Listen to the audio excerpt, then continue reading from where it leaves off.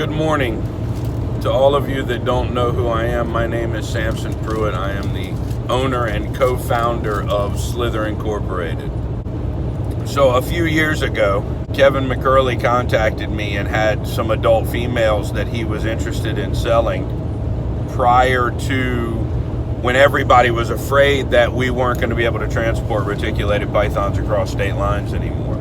So we worked out a deal and I bought these females, and my brother actually ended up making a trip up there to visit him, which was convenient because he brought back some of these females. One of the females that I got from them was a 4-year-old platinum golden child female that was supposed to be a little bit nervous and defensive. When my brother got her back and dropped her off with me, I was actually at work, so I wasn't there when he dropped her off, but he sent me a message and said, listen, this is a really, really, really aggressive snake. Be careful. And if Aubrey Pruitt tells you that a snake is aggressive, it's something to take into consideration because he understands the behaviors of these animals as well as anyone. He said that the snake actually chased Kevin McCurley around the room when they were trying to pack her. So for me, a lot of the really nervous animals that I've dealt with since then were compared to this female.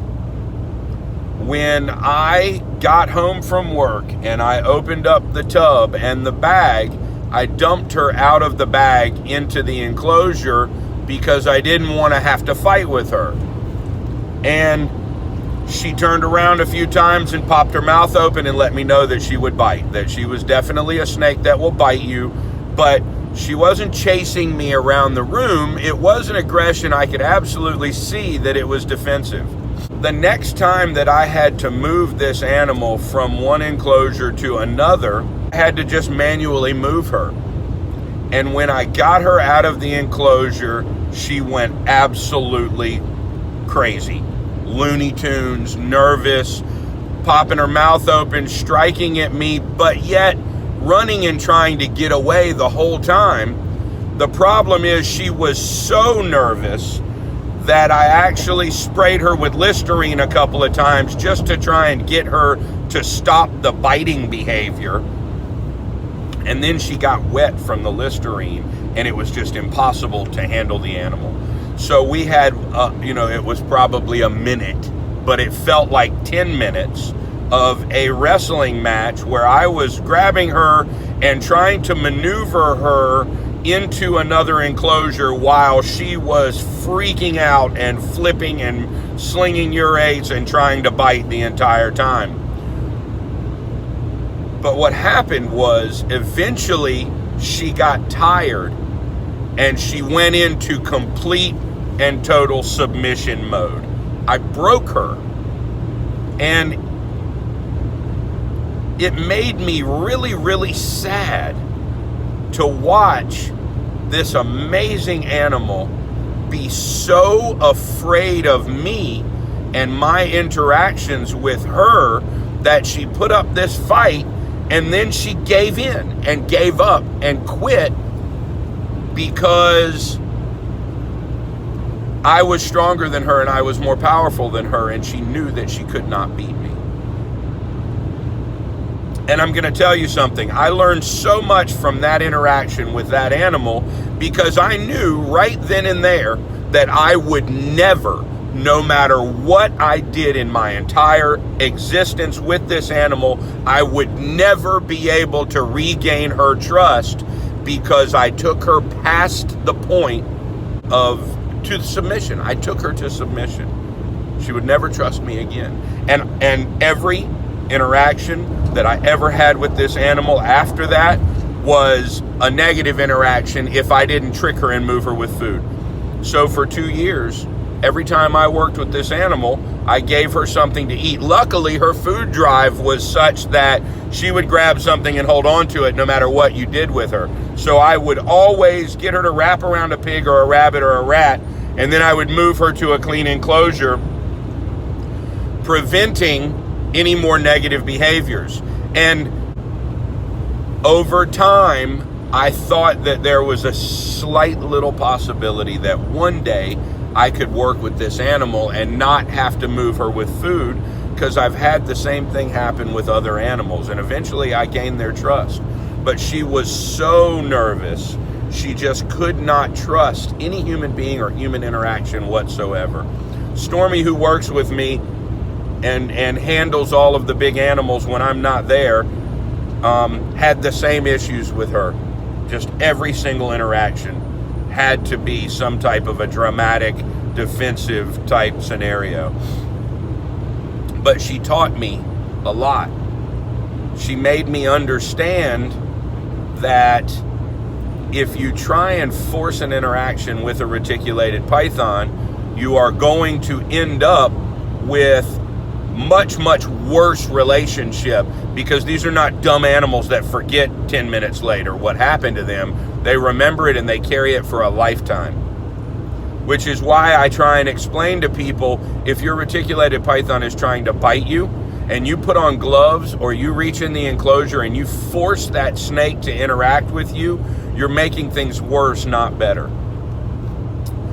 So, spring forward a year after I got her, she started to go into a cycle, and as happens with a lot of reticulated pythons, when they go off food and they start to cycle for breeding, they can 100% change their entire demeanor. I've seen a lot of really nervous and defensive animals just stop with that behavior. And so we had a 2 or 3 week window where she was gentle and calm and really, really easy to work with. And I tried to spend a lot of time with her during that process while also breeding her. She laid a clutch of eggs. I expected her to be very difficult to deal with when I pulled the eggs, and she just sat there. I reached in, I lifted her coils, I pulled the clutch of eggs. She made some of the most beautiful ivory golden child stuff I've ever seen.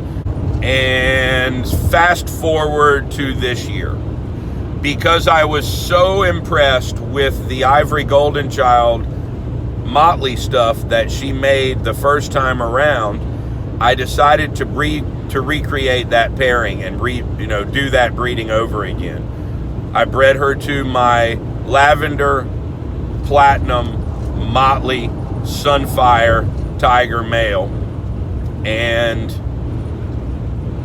she went about a week and a half to 2 weeks past her lay date, and I knew that there was an issue. She looked very uncomfortable. I didn't automatically think that she was egg bound, because I've had snakes go 60 or 70 or 80 days without laying their clutch and then have them lay a perfectly healthy clutch. So Stormy sent me a message this morning when I woke up in my hotel room that, well, let me flash back to yesterday. Yesterday, before we left, she had started laying, and I noticed that the eggs that she laid were covered in slime, which means that while she was gravid and it came time to start laying, one of the eggs ruptured inside of her. And this is a really, really bad thing, because it creates a toxic environment inside of the animal. If it happens when they're actually laying and it passes really quickly, the snakes can survive, but most of the time they don't. The burst egg inside of her body cavity creates a toxic environment, of bacteria-filled environment, and it usually kills the animal. So when I saw that the eggs were all dirty yesterday, I told Stormy that she was going to die. And he was like, well, you said that about the other one. And I said, well, but 99% of the time when this happens, the snake dies. That last animal that we had was an anomaly. It was a freak of nature event. So this morning, she was dead. She had laid a few eggs, but rigor mortis had not set in. She had clearly just passed. And Stormy decided to try and massage the rest of the eggs out to see if we could save them. And I've seen people do this. I've seen them get some survivors. There is a chemical that is released in the cloaca as the eggs pass through the female that gives them the ability to stick together, and also gives them the porous the ability to absorb oxygen through the skin of the egg. And it doesn't always happen when they're manually pushed out. So, to make a long story short, it's very difficult to become desensitized to feelings about specific animals while you're breeding, because so many animals come through your collection and so many different events happen, negative events. When you have 200 adult reticulated pythons, you see everything magnified.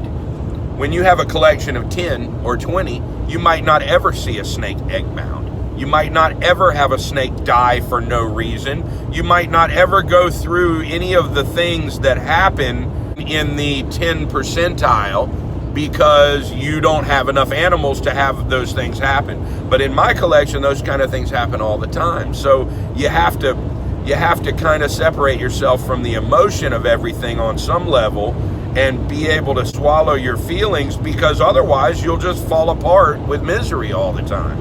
Highs and lows, man. The eggs, I go through 20 clutches in a row that are perfect, big, fluffy eggs, and then we have one of these situations. And today is sad also because we had another female that I've raised for her entire life since she was a tiny little hatchling, who was supposed to cycle last year and didn't, and then this year went through her cycle and everything was absolutely perfect and she slugged out.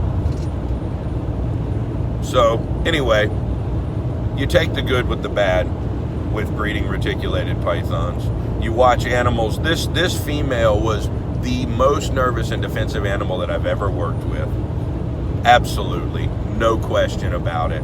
But I fell in love with her because I learned a very, very valuable lesson about how to treat my animals from this snake. And she taught me how to deal with animals that are extremely nervous and defensive by moving them with food to prevent the actual negative interactions. Having this animal in my collection and the interactions that I had with her taught me a very valuable lesson. And I want you guys to all take something away from this. She was not a mean animal. She did not have an aggressive, mean bone in her entire body. All she wanted to do was be left alone. In interacting with her, it caused her to be extremely nervous, which turned into defensive behavior. So I learned how to feed and move her while she was wrapped around the food. And this is one of the most valuable tools that I've ever learned. So anyway, you have to fall in love with the animals that don't just give in and that don't ever accept you on a personal level, just as much as you fall in love with the big gentle giants that never show a defensive or nervous type of behavior their entire lives. I loved her. She was an amazing animal, absolutely gorgeous. If I get lucky, I will end up with a hatchling or two out of this clutch to carry on and raise in her honor. Anyway, thanks for listening to me. If you take anything away from this, understand that they're not mean. It's not aggressive. There is no malicious intent in defensive behavior. They're just trying to be left alone. And if you leave them alone and you give them enough space and you interact with them without creating defensive, without creating negative interactions, eventually you have the ability to win their trust.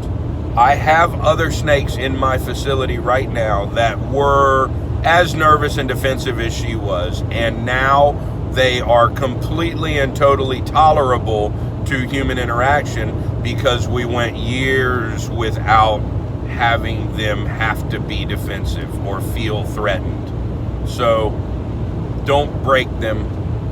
It doesn't work. Make them feel confident. Give them space. Don't force the interactions. Anyway, thank you for listening.